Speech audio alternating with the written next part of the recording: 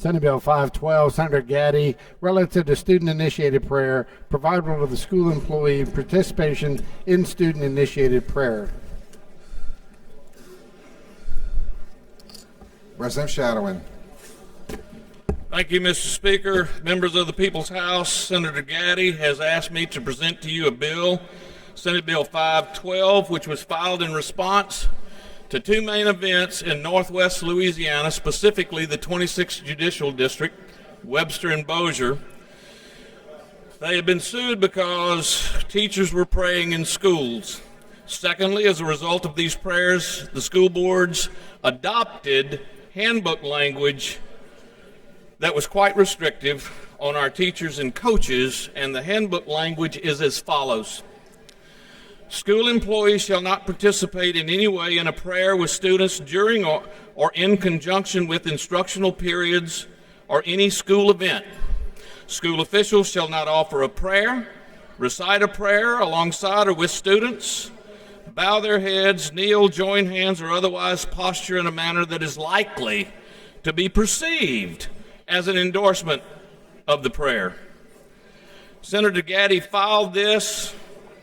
I have now received this much information on whether or not it's constitutional, whether or not it's advisable, and whether or not we should go forward with it. I was asked to present the bill, and that's what I'm doing. And I can tell you now, as far as prayer in schools, as long as there are geometry and algebra tests in schools, there will be prayer in schools. All right? We cannot stop individual prayer in school. Now, your question is whether or not we're going to support Senate Bill 512. I'm not going to get into a constitutional debate. I don't plan on taking any questions. If you've got something you feel strongly about, push your floor button and come down here. And thank you very much.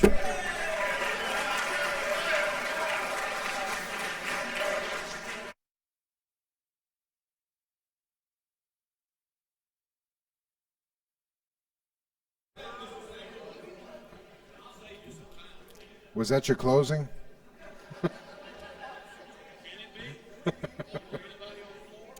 There are no questions, but you got a few people for the floor. You excited some folks.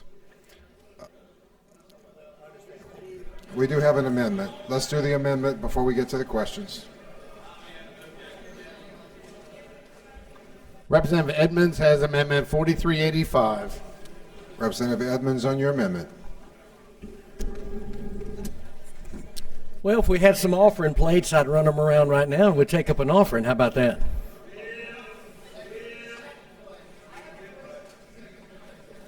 Thanks.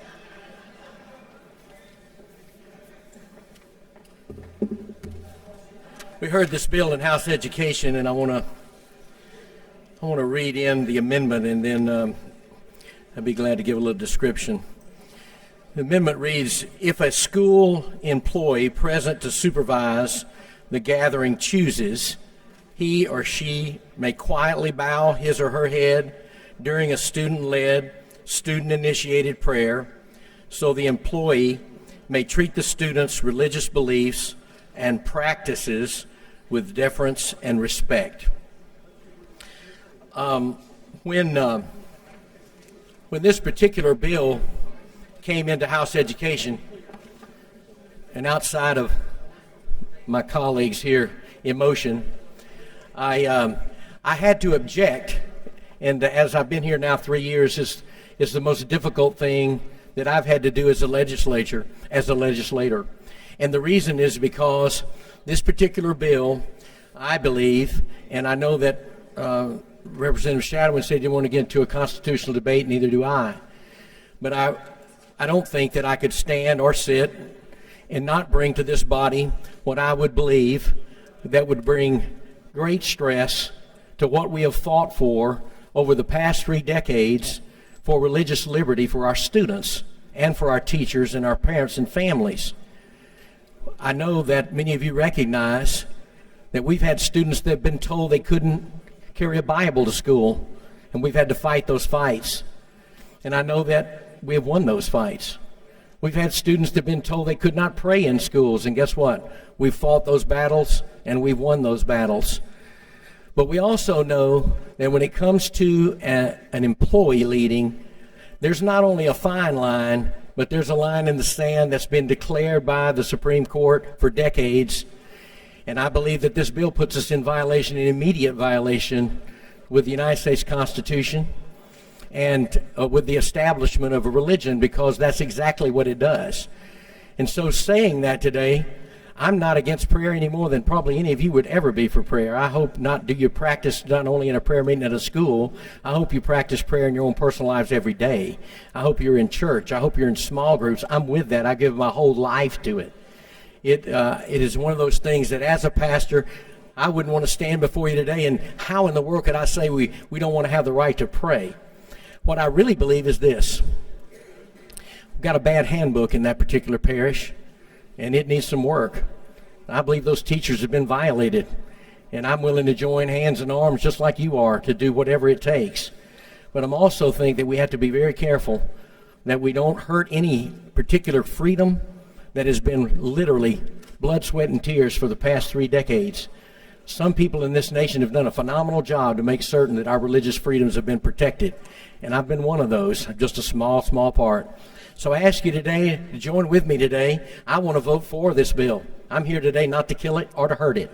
I'm here to provide an amendment to it that I believe gives us every opportunity not to void our Constitution and for us to be able to vote for the bill. I'm here today to support Senator Gatti and to vote for this bill. So I hope today that you would approve this amendment. For a question on the amendment, Representative Gary Carter. Thank you, Mr. Speaker. Representative Evans, you support prayer in schools, I do.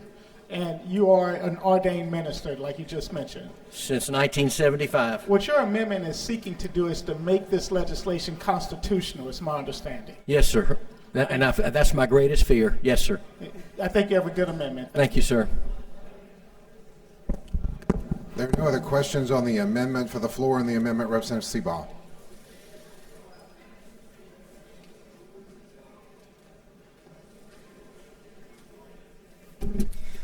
Thank you, Mr. Speaker. Members, I know Representative Shadowin said he didn't want to get into a constitutional debate, but when you present a bill that's blatantly unconstitutional, I'm afraid it's our job to have that debate. Now, we throw the word constitutional around all the time, and as one of our favorite senators on the other side likes to say, the Constitution shouldn't get in the way of good legislation. Let me tell you why it's important in this case. What this bill would do in its present form without Representative Edmonds' amendment is it would give school districts a false sense of security in believing that they could get this consent form signed and the teacher or coach could then lead the class or the team in prayer and be protected. They can't. It is blatantly unconstitutional. What's going to happen if this bill passes without Representative Edmonds' amendment is groups like the ACLU and the Anti-Defamation League and Americans United for Separation of Church and State are going to file suit against your school districts. And they're going to say you're violating the Establishment Clause of the Constitution. And they're going to win. And the reason that's important is when they win, your school district then has to pay their legal fees and costs, which is hundreds of thousands of dollars. And there is no doubt that they will win. I passed out a packet to you, and it is the most comprehensive thing that I have seen on this issue, because you have the pro-Christian religious liberty lawyers saying it's unconstitutional, and I gave you a letter from the Anti-Defamation League and from the Americans United for Separation of Church and State also saying it's unconstitutional. Specifically, the pro-Christian groups, the ones who defend your school districts when they get sued. I have the director for the Center of Law and Religious Freedom at the Christian Legal Society, the founder and chairman of Liberty Counsel, the chief counsel for Center for Religious Expression, and the former senior legal counsel for the Alliance Defending Freemen, Congressman Mike Johnson. We also have the deputy general counsel for First Liberty Institute. These are Christian groups who defend school boards who get sued for things like this, telling you they cannot win the lawsuit if it's brought by this bill in its current form. Also, very telling is a letter from the Anti-Defamation League which says the last paragraph, Senate Bill 512 is unnecessary, does not respect the religious diversity of our public school students, and will, not may, will result in costly litigation to our schools. I also have a letter from the Americans United for Separation of Church and State, a group I don't agree with very often. This first paragraph, Senate Bill 512, would violate the U.S. Constitution. I agree with them. But the last paragraph, this bill encourages school employees to violate settled constitutional law that prohibits school employees from participating in prayer during the school day. If enacted, students may feel pressured to join their teachers' religious practices in order to feel welcome. Passage would certainly result in litigation, the costs of which local school boards will be forced to bear. So if you want to pass feel-good legislation that puts your school board's finances in jeopardy, vote against Representative Edmonds' amendment. Representative Edmonds' amendment, what it does, it deletes the unconstitutional portion of the bill, which is essentially the consent form. In committee, the argument was the consent form took away standing to sue because that no prayer would take place until everybody signed the consent form. The problem is the consent form itself is what makes it unconstitutional. If you, hypothetically, let's say you have 15 kids on a soccer team, 14 Christians who want the coach to lead them in prayer, one kid who's an atheist or Muslim or somebody who doesn't.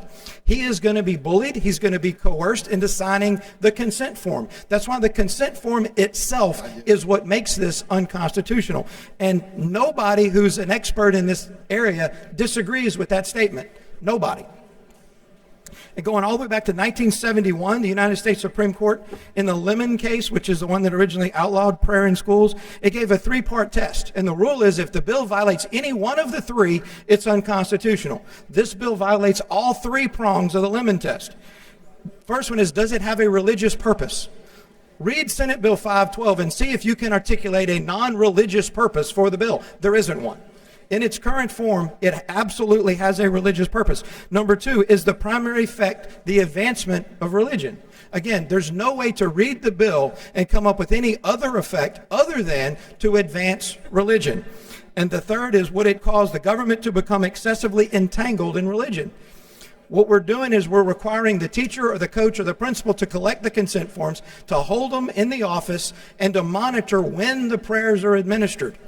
Again, that is absolutely, in every constitutional definition, that is a school endorsement of a religion. And it is a violation, and it's going to get whatever school engages in it sued. There's two other tests that are used to make it the form itself problematic. Number one is, does it have a coercive effect on students? That's the example I just gave, the soccer team that wants to pray. Will they coerce that last student to sign the form? Absolutely, and the courts have, in similar situations, repeatedly never deviated and said you can't do that. You can't coerce that person to agree to it, and you can't waive the Establishment Clause of the United States Constitution. And then the other one is, does it make it appear that the government is endorsing a religion? And the appearance is the word. It's not, is the government endorsing religion? Does it appear that the government is endorsing religion? And in this case, if the teacher or the coach is leading the team in prayer, there's no way to argue that that is not an appearance that the school itself is endorsing religion. So there's really no way to read this bill and argue that it is remotely constitutional without Representative Edmonds' amendment. What Representative Edmonds' amendment does is it tracks the language of the U.S. Supreme Court and of the Fifth Circuit Court of Appeal, things that they have said you can do. And it puts in there about bowing heads and things like that, which is okay. I mean, that is constitutional. Your school board, if they do get sued, they'll win under that scenario because it's something that the court has already said is allowed. So I strongly urge you to support Representative Edmonds' amendment. Let's make this bill constitutional. And once the amendment gets on, let's all vote for it because it will then be a very good bill. Right now, it is a very bad bill. With the amendment, it is a very good bill. So I urge you to join me in supporting Representative Edmonds' amendment. Thank you. Representative Seabaugh, you have a few questions. Will you take questions? He waves. Representative Edmonds, you have the right to close on your amendment. Oh, true. Yeah, you need to object now if you're going to object. Representative Shadowin, on your objection.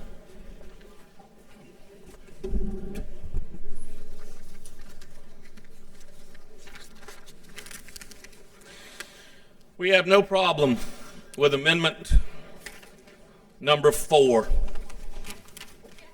which modifies paragraph A in the bill.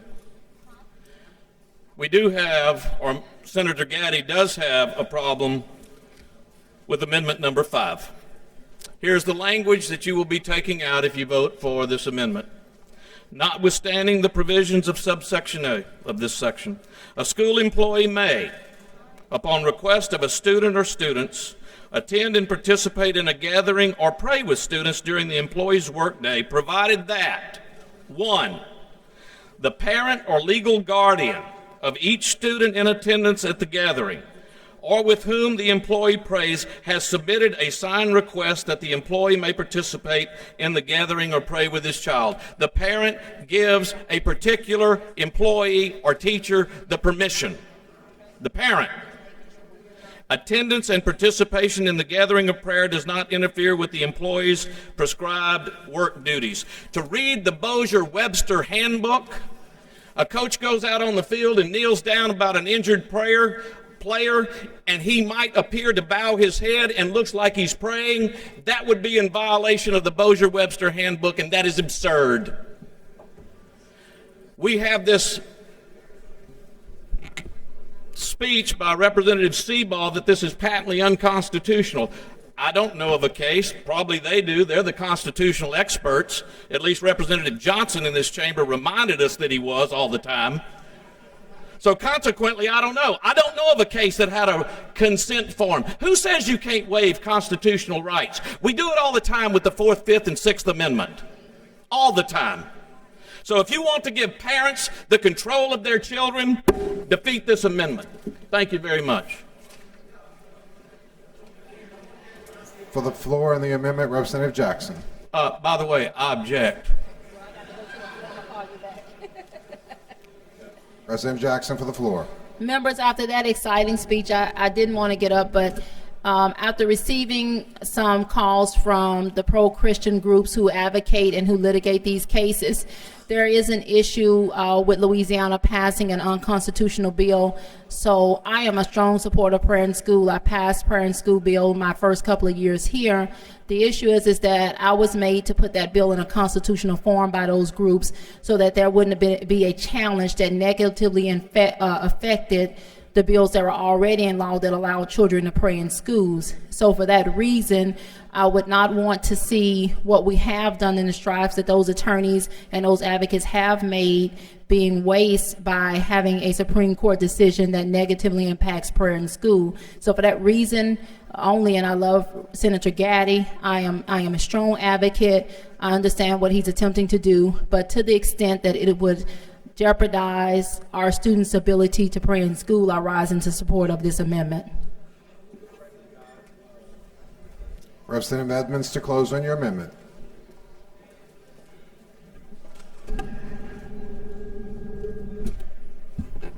Thank you, Mr. Speaker, and thank you, members.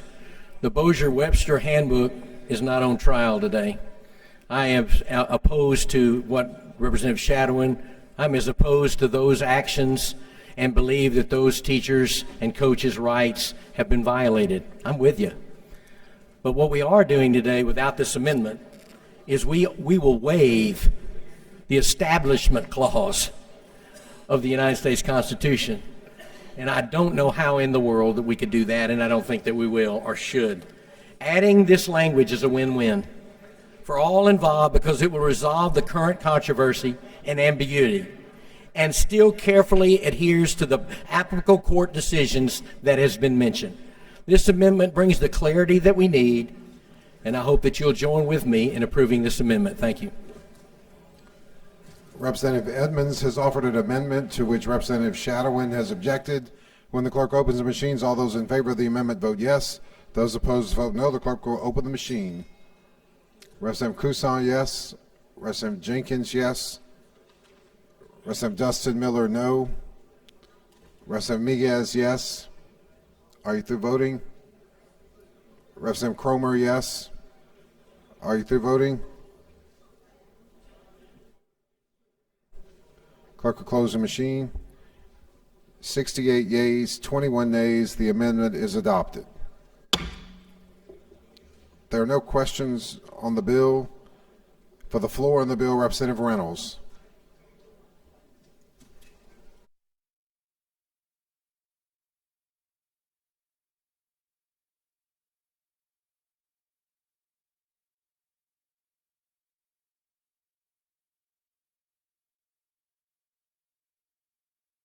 Yeah, I mean, members, very seldom do I come down here and do this, but I feel compelled today because this whole bill idea came from my home school back in my district where I was principal. I know the kids, I know the teachers, I know the coaches. They travel down here and they went to committee, and they're very passionate about being able to pray in school. And so they got a hold of Senator Gatti, and it was his wish and it's their wish to be able to do things in their school, be able to pray with their coaches and with their teachers, like we used to do a long time ago. I can remember, and all of you, I'm 67, most of y'all are younger than me, but I can remember when we did the pledge and the prayer every morning, and I stood right there by the speaker and prayed right alongside my kids. Of course, we can't do that anymore because of all the stuff that's going on. ACLU came in and caused a lot of problems up there. I understand what Representative Edmonds has done to make this constitutional, and I agree that we need to be within the confines of the Constitution. But I want the kids at Lakeside to know that all of you support them. So vote for this bill. Thank you. For the floor on the bill, Representative Norton.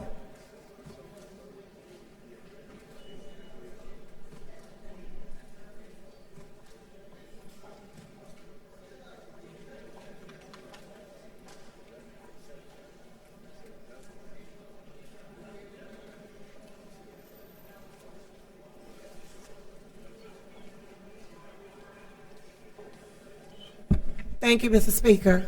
I want to just say to this body, in the world that we live in today, I believe it's so important that we not forget, whenever we go through a situation, whenever we have a problem, the first somebody we call on is God. The first somebody we pray to is God. I stand here today saying that I am in favor of this bill, which would allow our children and whoever else may choose to pray in school. I'm in favor of prayer wherever it may be, because I know that prayer changes things. But when I think about where we are right now, discussing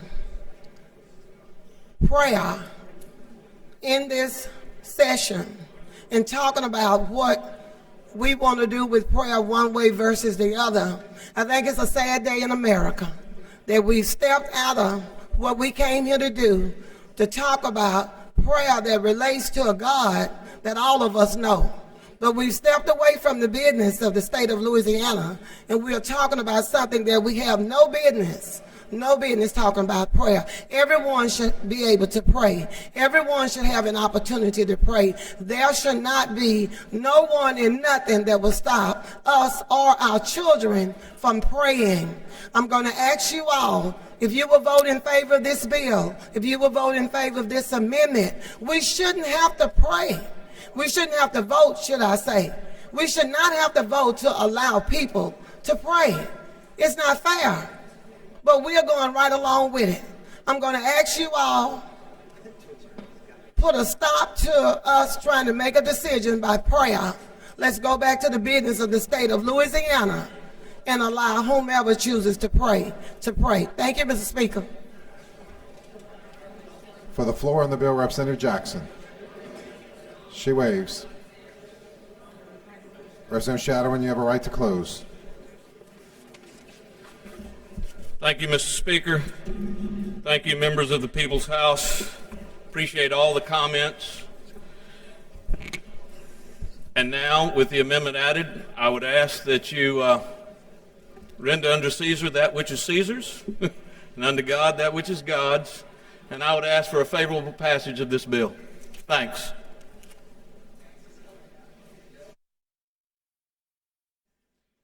Representative Shadowin moves final passage of the bills. Many in favor of final passage vote yes. Those opposed vote no. The clerk will open the machine. Vote your machines, members. Representative Kusan, yes. Representative Cox, yes. Are you through voting? Representative Dustin Miller, yes. Representative Cromer, yes. Representative Glover, yes. Are you through voting? Representative Hinchkins, yes. Representative Marcel, yes. Clerk will close the machine. 99 yeas, 0 nays. The bill is finally passed. Representative Shadowin moves to reconsider the vote to bill finally passed and lay that motion on the table. Without objection, so ordered. Request for co-authors, members. Request for co-authors. Representative Cox is a co-author. Representative Labat is a co-author.